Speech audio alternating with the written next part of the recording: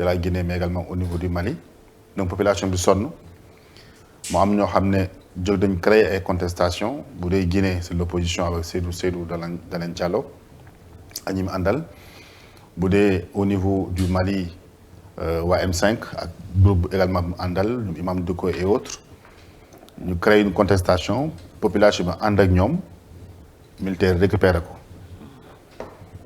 bu ko militaire récupéré ñu teg benn gouvernement boo xam ne ay civils ñoo ko dirigé woon mais militaires yi jàpp nañ ne ni ko civils doon doxalee c'était pour des intérêts étrangers pas pour des intérêts du Mali ñu récupéré waat pouvoir bi donc foofu problème mu terrorisme la problème population bu sonn problème pauvreté problème constitution fondamentalement mais bokkul ak le cas de la Guinée-Bissau Guinée-Bissau boo xoolee su ma juumul am na au moins 12 ou 16 tentatives de coup d'état en Guinée-Bissau ak 3 ou 4 yoo xam ne réussir na te boo xoolee au niveau de la Guinée-Bissau ni mu mel en tant que dëkk la bariwuñ gaa matuñ 2 millions de personnes.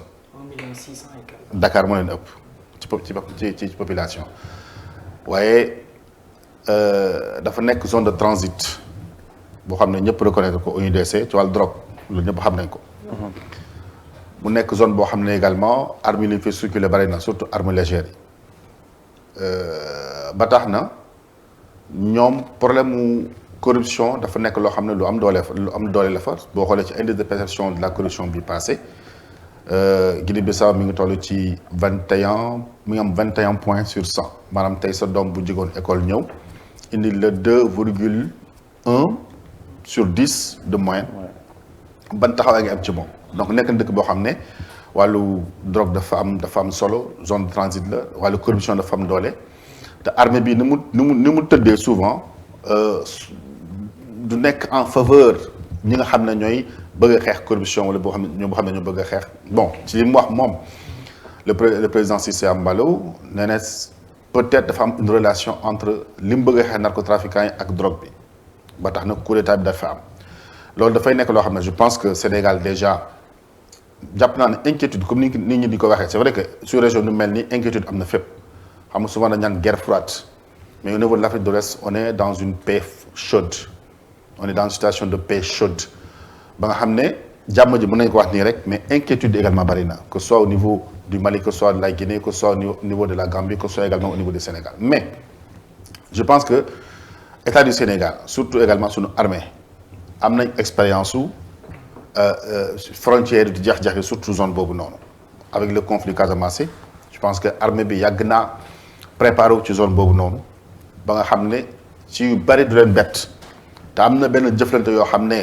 c'est des raisons d'État entre le Sénégal et la Guinée-Bissau yoo xam ne dañ koy jëflante ci wàllu fonctionnaire ci yu bare loo xam ne vraiment c'est des raisons d'État donc jàpp naa ne am na ñoo xam ne ñi ngi alerter Sénégal ci di jeex mën na am certes mais je pense que les autorités sont assez alertes surtout les autorités militaires sont assez alertes yàgg nañ xam zone yoo xam ne c'est des zones de tension diggante Sénégal ak Guinée-Bissau ba nga xam ne dañ ci taxaw li ñu war a taxawee li ñu war a def fi mu nekk nii au niveau de l'Ouest de façon générale mooy fexe ba parce que coow li yëpp problème coup d'état c'est des conséquences problème terrorisme c'est des conséquences lu ñu mën a fexe mooy régler les causes quelles sont les causes terrorisme lan mooy cause coup d'état yi fondamentalement c'est un problème de gouvernance loolu je pense que tey fi mu nekk nii képp ku bëgg a yor nguur képp ku nekk ci nguur ngay xale may mag xam nga ne la question fondamentale bi nga xam ne moom mooy rëng-rëng au niveau de l'Afrique de l'Ouest mooy problème gouvernance mais problème de gouvernance est-ce que war na mën a justifier quand même coup d'état waaw suñu poussé réflexion bi xam nga bu ñu ne problème de gouvernance mooy nga fexe alal yoo xam ne ñëpp a ko bokk yow donc nga ne ko tungaañ bàyyi ñeneen ñi détournement nga nëbb ko mooy li wax impunité ku détourné nga nëbbal ko ku sàcc nga nëbbal ko lépp loo xam ne dafay nekk ay mbell la maanaam mine ak leen stop ngay signer ay contrat à l'extérieur ñu koy jël di ko yóbbu à l'extérieur sa population di teg seen bët te mënuñ fexe ba am ci li muy créer mooy lan dafay créer li ñuy wax inégalité maanaam am na ñoo xam ne ñooy continuer nekk di riche nekk au pouvoir nekk des affairistes nekk des hommes d'affaires nekk des hommes politiques également nekk dans la sphère maraboutique am na ñoo xam ne dañoo nekk ñi nekk ci suuf di gën a souffrir mu créer une inégalité gis nga inégalité bi dafay créer lu ñuy wax précarité précarité mooy bu fekkante ne da nga nekk un citoyen boo xam ne mën loo fay loyaas am looloo dundee mën loo fay péage am looloo lekk am looloo naan mënoo solu say doom mënuñ dem école mu créé mu am benn précarité autour de toi précarité boobu bu ñëwee dafa indi ñeeñ ñi te ñeeñ ñi bu amee comme ni ñu wax rek bu fekkante da ngay lab bu ñu la tàllee jaase nga jàpp ci ñeeñ ñi bu amee ñi nga xam ne dañuy dundee terrorisme te souvent li leen financé souvent dafay nekk de l'argent illicite soit xaalisu trafic tabac lay doon soit trafic drogue lay doon soit trafic d'êtres humains lay doon soit également d'autres pratiques trafic de bois même.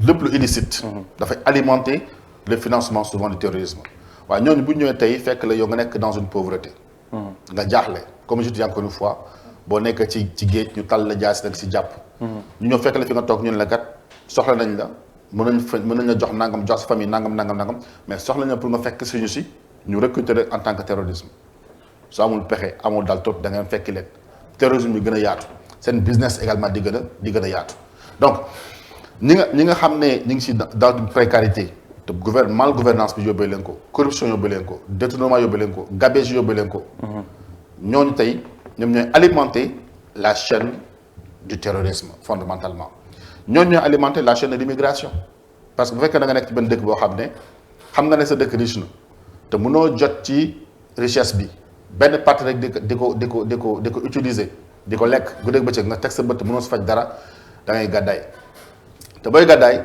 doo seet ndax da ngay jaar ci avion yi parce que amuloo moyen yoo jël avion mënuñ la may visa nga naa jël yoon suuf si nag mën nga si dajeeg lépp mën nañ la ci jaay comme li fi xewoon Libye comme également mën nga dajeeg ay animateurs terroristes ñu jël la yóbbu la également nga def également li ñuy wax terrorisme ñu lay fay wala boog sa kalachnikov bi nga yor permettre la ngay dund parce que da ngay survivre tu ne vis plus tu survis donc loolu yëpp bu amee ci dëkk leen mooy mën a am ñu dellu ci fondamentaux de la gouvernance c'est-à-dire que fi nekk au niveau de l'Afrique de l'Ouest et loolu c'est un appel bu ñu lancé également à la CEDEAO jaan du romb ngay dóor ca watat ba maanaam bu fekkee coow day am da nga koy artu ca njëlbeen ñépp xamoon nañ ne c'est tripatouillage constitutionnel du jur lu dul exaspération des populations du jur lu dul bouillir la marmite du jur lu dul yëkkati dënn yi moom indi la révolution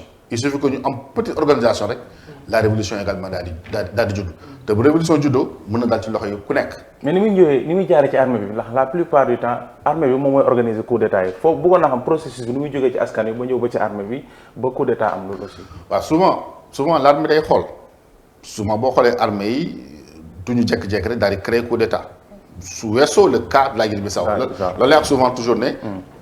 am na ci am niveau de l'Afrique de l'Ouest mais buñ boolee cas yi. problème bi Guinée-Bissau ñëpp xam nañ ko c'est un état boo xam ne du narcotrafiquant mais c'est un état boo xam ne zone de transit de drogue la zone boo xam ne ci indice de perception de la corruption dañoo enfuir dans la corruption ils sont dans la zone rouge au fin fond de la zone rouge na ñëw ci kaw Sénégal donc kaw Guinée-Bissau c'est un cas assez particulier la preuve Embalo est venu malgré les élections qui ont été contestées mais il est passé par les urnes defagul 2 ans donc nit ñi mënuñ comprendre pourquoi tey ñu mën def coup d'état est-ce que population bi moom c'est vrai qu'il y a la pauvreté certes mais ça ne peut pas être une explication première li nga xam ne moom moo am au niveau de la Guinée-Bissau donc ça c'est un cas quand même un peu isolé bokkul un cas particulier bokkul le cas de la Guinée bokkul le cas également du Mali yi ma lay wax nii bien que Burkina Guinée-Bissau am na problème précarité am na problème illégalité mais fondamentalement les causes yi nga xam ne mën nañu gis ni c'est des causes qui touchent la corruption mais également le narcotrafiquant même ma continuer mais bu dee kaawu Mali bu dee kaawu Guinée bu dee kaawu également Burkina Faso on a toujours alerté gis nga boo tàmmee di discuter parce que forum civil dafa nekk benn consortium d'organisation de la société civile au niveau africain te Transparency nekk Berlin jiite leen ba ñu discuter ki nga xam ne moo suñu naataango burkinabé yi xam lu ñu lay wax souvent il est difficile de réveiller une personne qui ne dort pas. C'est-à-dire que le président Kaboré, depuis très longtemps, boo xoolee sama Twitter je l'ai toujours dit, gis na mbir maa ngi nii di ñëw mais bougé wul te doon nañ discuter également ak sama yenn xarit. C'est vrai, tout le monde demande qu'il y ait justice pour Sankara. Mais c'est une affaire. Ça y est, les procès. Tu vois. Ça y est, les procès. Nous avons également au niveau du nord du Burkina. Donc, fondamentalement également, il n'y a pas eu de bonne maîtrise du pouvoir, d'une bonne maîtrise de l'armée par le pouvoir au niveau du Burkina Faso. Du fait également de la création de ce qu'on appelle souvent des forces spéciales. Force spéciale mondiale Guinée, force spéciale également, on peut en parler également au Mali. Force spéciale, Ouattara, son problème fondamental, c'est comment démanteler la force spéciale également au niveau de la Côte d'Ivoire. Bien sûr, nous avons inspiré au Mali, et bien sûr, Soro Momo mettre en place en réalité. Et Alpha Condé s'est inspiré également de Ouattara à travers les conseils également de Soro qui avait mis en place également des forces spéciales. Donc, les forces spéciales de façon générale, au niveau du Burkina Faso, le problème fondamental, on a un président Bohamne, Poussoul, Passoul. La population a une idée. Fondamentalement, souvent, la gouvernance toujours. Le Niger, même chose. Le Burkina Faso, nous avons des soldats, gendarmes, farayon, ils ont khifon. Ana khais bi ñu doon jox pour ñu dund ci. Ana arme yi leen jox pour ñu dund ci. Donc ñoon da nga leen exposer. Bu fekkee ne gendarme yoo nekk au front. di xiif amul lu ñu lekk. jànkonte ñoo xam ne dañoo arme mais tu les mets en danger. boo demee également Niger seen rapport des corps de contrôle day wane ne il y a un manque de transparence dans l'achat des armements au niveau du Niger. ba tax na am na ci arme bi yoo xam ne jotoon nañ ko jënd. am na ñu soupçonné ne autorité nigérienne yi. xamoon nañ ne armes yi c'était des armes vétustes ay armes vétustes nga jox ko ay soldats ñu dem ci terrain bi bu jàkkaarloo ñoo xamante fi léegi ils ont des armes yu bees. dañ leen rey moom moo créé également tension bi donc la malgouvernance ce n'est pas et puis boo xoolee même le comportement de Assimi au niveau de Mali. moo tax bi mu doogee ñëw moo tax lan fexe ba renouveler l'armement au niveau du Mali. Et dans la communication qu'est-ce qu'ils disent l'armée malienne est en train de monter en puissance. L'armée monte en puissance, équipement de Siam. C'est vrai, l'aspect humain de Siam, parce qu'ils ont besoin également de voir un soldat, de voir également un leader devant, mais également d'avoir du matériel. Mais le matériel, fondamentalement, c'est la question également de la gouvernance qui va revenir. Nous souvent, quand on est armé, les gens disent défense et sécurité. Armée, mais les Sénégalais, de façon générale, les populations ont besoin de savoir les budgets qui sont votés au niveau des armées. Mu jëm ci matériel est-ce que réellement dugal nañ ko ci matériel bi c'est une question également qu'on se pose.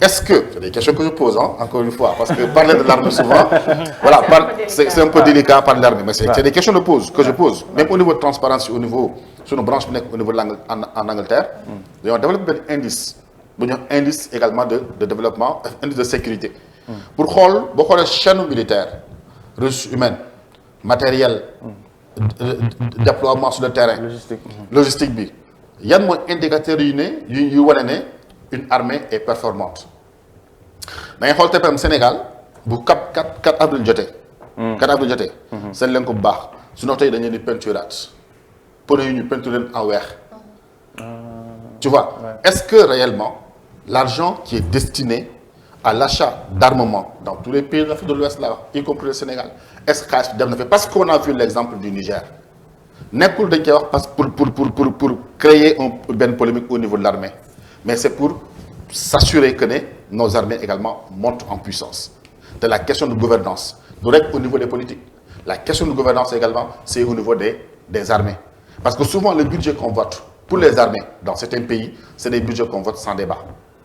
Alors que moi je pense que quand on a des représentants de la nation que les parlementaires même s'il s'agit du budget de la défense, le budget de la défense doit faire l'objet d'une discussion. En France, le budget de la défense fait l'objet d'une discussion. Les députés savent millions d'euros l'armée française mu déployer également au niveau du Mali. Donc tout est transparent. Sénégal dafa xawma matériel waaye nit moom bu fekkee ressources humaines moom ci wàllum armée bi ñu ngi koy recruter lu bëree bëri. waaw moom laa toujours bëgguma ci xuus trop. Mais souvent c'est la même situation je pense que nous avons fait MFDC avec la Casamance. souvent ce que li la armée di communiquer. da nga koy jàpp.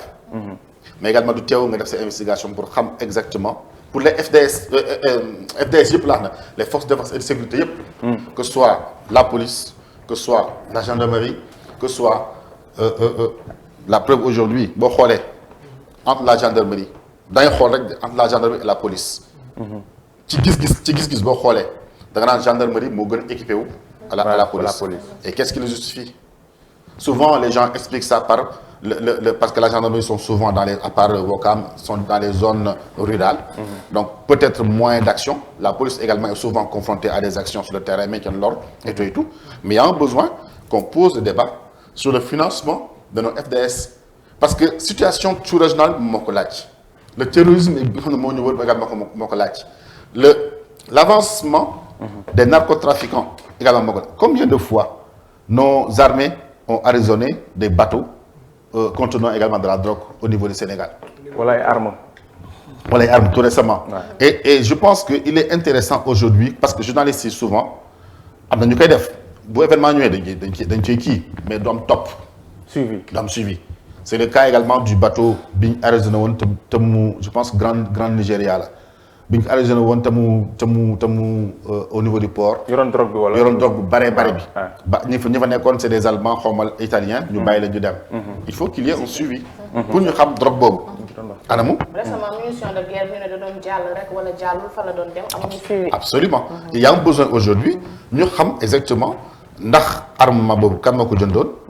pour lan lu tax ñu jënd ko fan la doon dem ak pour lan la. donc mbiru défense mbiru sécurité doo ko génne également ci wàllu gouvernance donc au niveau de l'Afrique de façon générale si bu fekkante ne bëgg nañu régler mbiru ñoom une paix froide pas cette situation de paix chaude bi ñu dund nii il faut régler la question de la gouvernance et gouvernance bi c'est plusieurs pàcc la gouvernance politique nous stabiliser les constitutions. D'accord.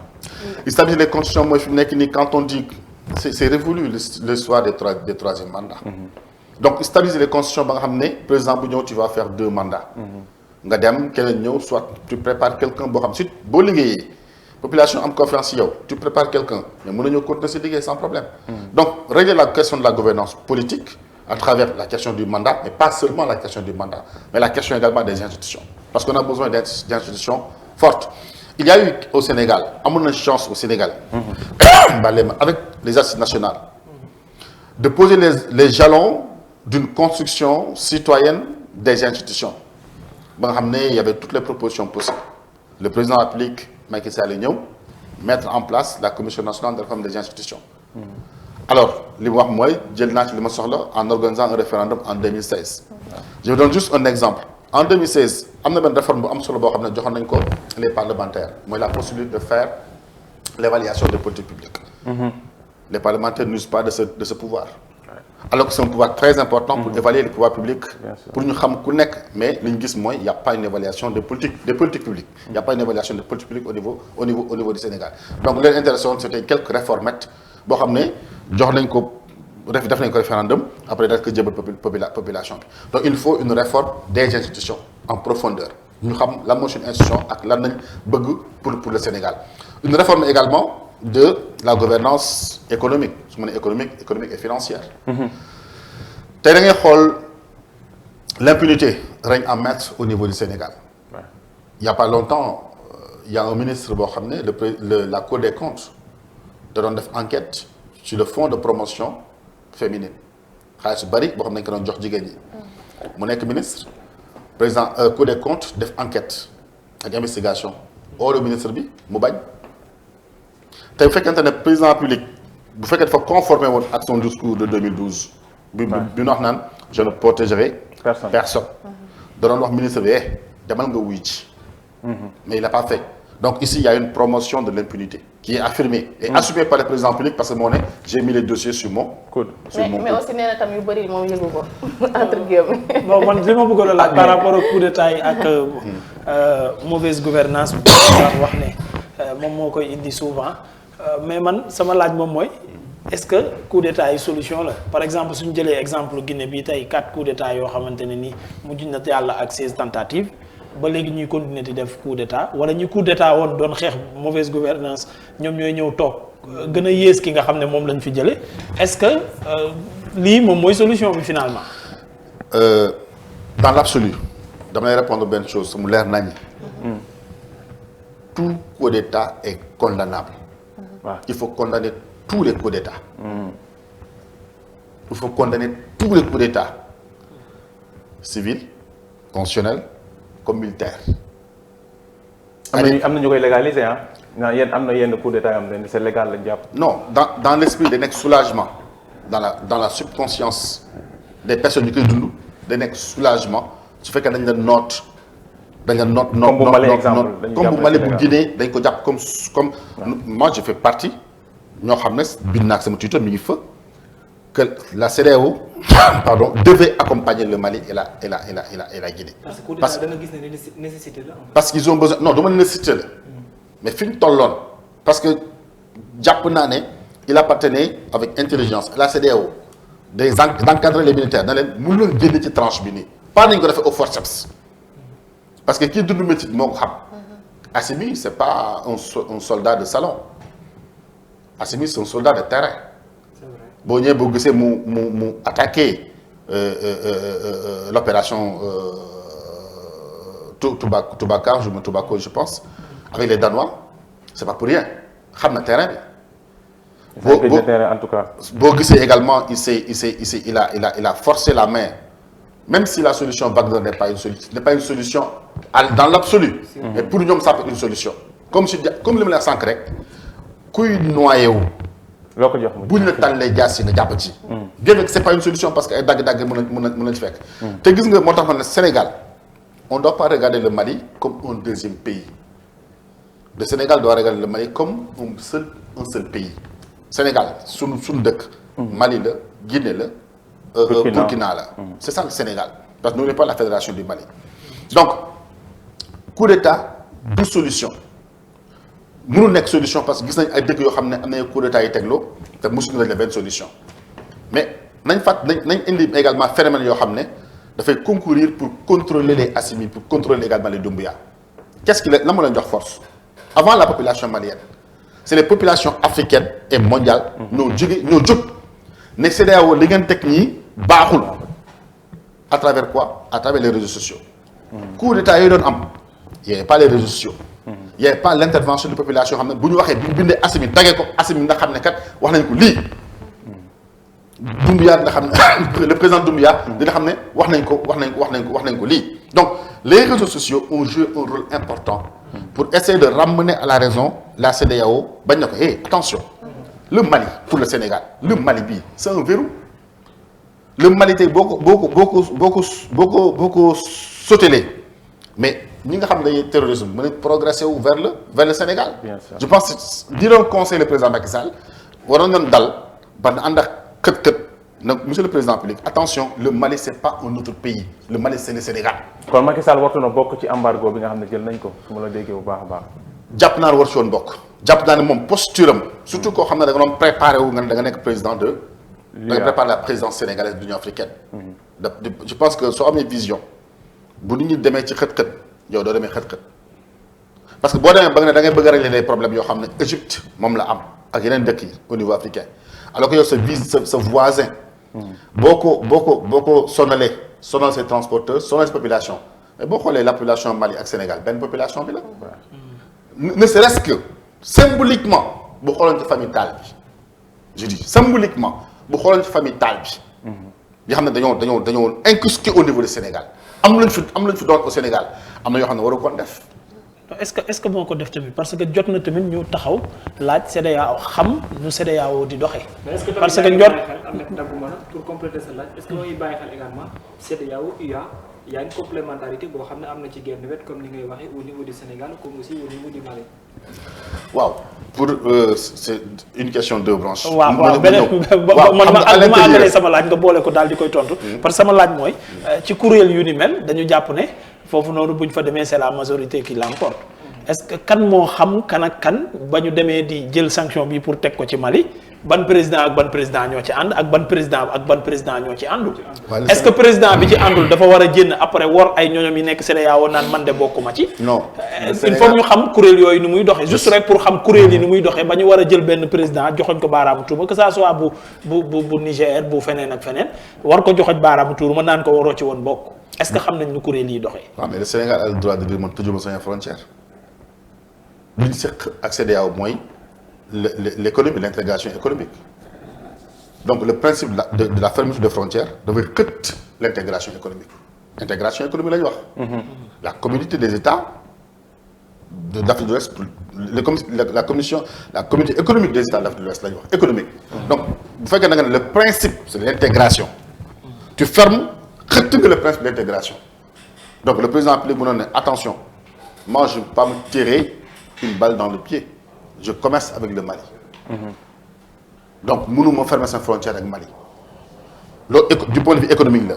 Du point de vue social moom naa la wax le symbolique que représente et le fort symbolique que représente la famille Tall au niveau du Sénégal devrait pousser à réfléchir au président de la République ne leen CEDEAO non vous ne pouvez pas prendre ces décisions là parce que peuple yi benn peuple la ziar bu amee mais normalement je pense que su ma juumul seen bu passé wul ziar également war na jege si population day jógee Mali ñëw au niveau du Sénégal donc ne serait-ce que ça on ne devrait pas pousser le président public même pour le but CEDEAO la mu ne non bu ñu jël décision la preuve tout récemment pour le Burkina ils n'ont pas pris également les mesures qu'ils ont pris avec le contre la Guinée également contre le Mali ils ont fait pédale douce réfléchir noonu lañu war a ni ñu doxalee nii avec prudence noonu lañu war a doxalee te ñëpp xam nañ ne que ñu wax ko ñàkk wax parce que bi le Drian génnee également dafa ne lépp lu CEDEAO jël dañ koy accompagner pour également il va demander en même temps que Union européenne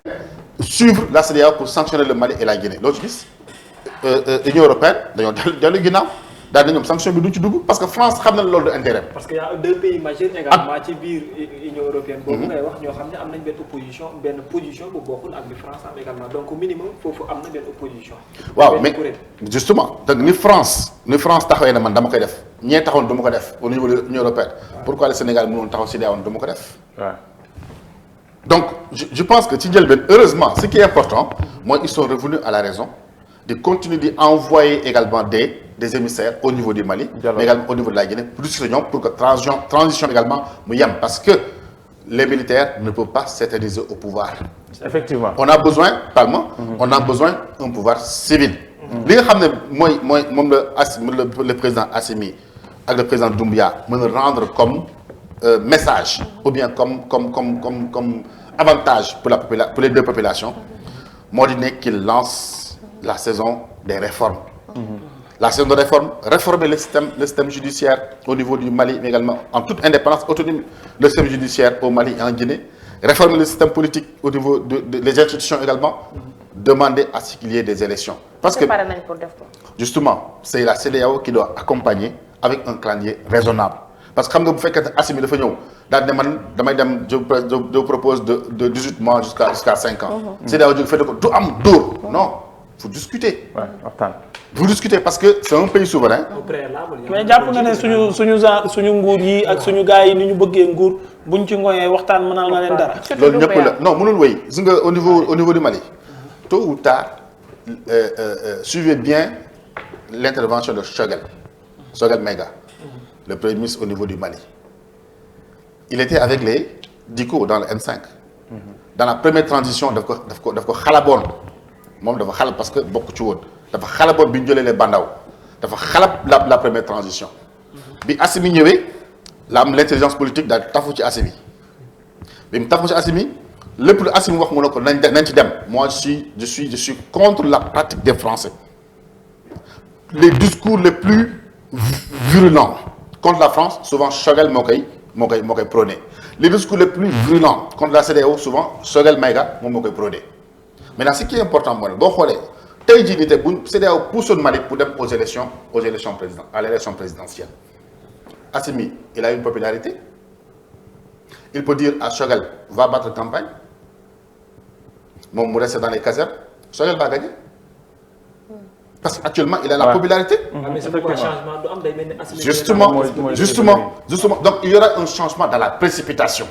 C'est pourquoi je dis encore une fois la CEDEAO doit avoir l'intelligence de maintenant est-ce que Assimi pare na pour joxe le pouvoir au civil parce que bu ñu demoon élection tout ñi nga dëgg boo xoolee souvent y a des contentieux entre l'imam Dicko mi nga xam ne dañ ko xawoon a écarté ba mu xaw frustré à l'égard également de Assimi parce que yaakaaroon ne c'était le leader naturel également incontesté au niveau du Mali rien ne peut se faire sans lui. mais quoi que l'on puisse dire 5 ans c'est trop quand même. Alors moom laay wax encore une fois moom laay wax dama ne la CEDEAO na dem discuter avec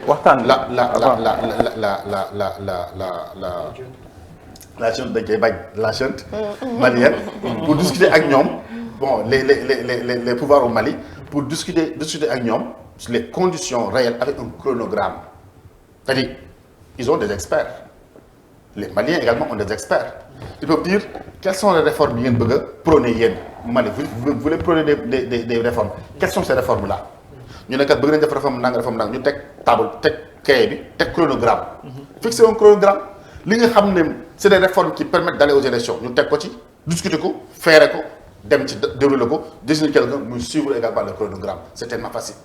D'accord. Maintenant il y a d'autres questions qui vont entrer en jeu c'est les questions de sécurité et autres. Alors par rapport ak CEDEAO bi nga wax donte ne ñu ngi jël ay décisions. une dernière après ñu dem xooli ci ñaareelu comme bi waaw. ay décisions ak ay sanctions di ko teg ci yenn ci pays yi nga xam te ne ñoom ñu am ci biir sous-région bi mais ba tey coup d'état yaa ngi am gëddu CEDEAO moom dañ ko ñàkk wala CEDEAO léegi moom dafa nekk ni rek wala. non dañ ko réformer en un mot dañu war a réformer CEDEAO gën ko jëmmal parce que am na yu baax yu mu def. tey jii nii boo bëggee voyager dans la CEDEAO mun nga bañ am passeport. te voilà mbirum passeport loolu rek problème la li ñu war a fi nekk ni CEDEAO mooy jëmmal la CEDEAO des peuples et de la libre circulation. parce que souvent pour nga jóge dëkk y a les tracasseries yoo xam ne c'est sur la corruption nangam. fexe ba di organiser des activités yoo xam ne dina permettre peuple yi xamante parce que souvent peuple yi xamante wuñu.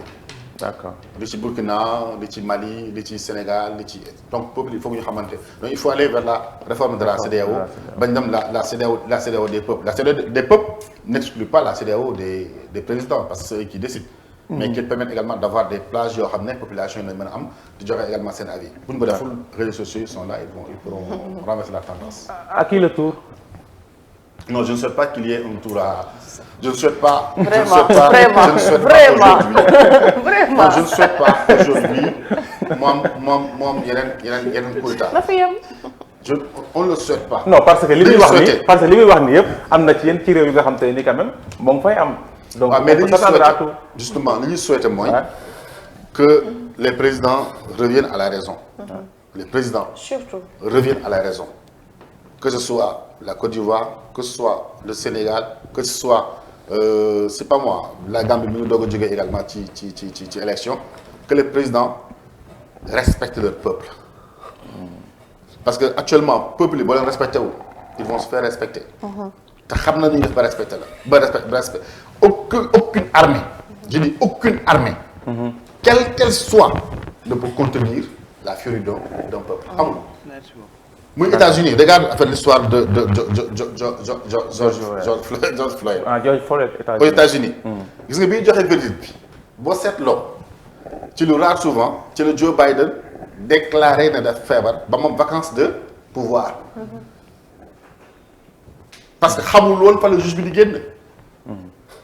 ci la déclaré feebar ñu dem defal ko benn opération en 24 heures comme 48 heures après mu doog a ñëwaat ci diggante boobu la ñu joxeel également la décision bi nga xam ne dafa condamné ki nga xam ne policiers yi nga xam ne ñoo rey George Floyd. parce que pour lan parce que il pouvait s'attendre à une révolution au niveau des États-Unis regarde également bi ñu reyee George ce qui s'est passé également aux États-Unis est-ce que police wala kii mën na continuer. Non. Alors que les États-Unis c'est une armée puissante. donc mënuñ amul benn dëkk boo xam ne mën nga contenir furie yu également exemple loo xam ne Sénégal mois de mars c'est vrai les forces de défense et de sécurité étaient assez intelligentes pour bañ a topp population ci yenn numéros yi mais bu gars yi bu ñu demee ba armée bi di génn c'est parce qu'il y avait problème donc les présidents ñoom ñëpp revenir à la raison. Les populations n'ont pas besoin d'aller à la confrontation avec les forces de défense et sécurité. Parce qu'ils ont d'autres choses à faire que de se confronter avec les populations. merci beaucoup Babacar ay ca ñaareelu ponk gi lan la. voilà Ahmed donc ñu def donc bi ginnaaw bi ñu jógee ci Guinée Bissau delluwaat fa nga xam ne soriwul ko moo di ci Burkina ci Cameroun 33e édition Coupe d'Afrique des Nations moom lañ fay amal Sénégal dal ci am taxawaay boo xam ne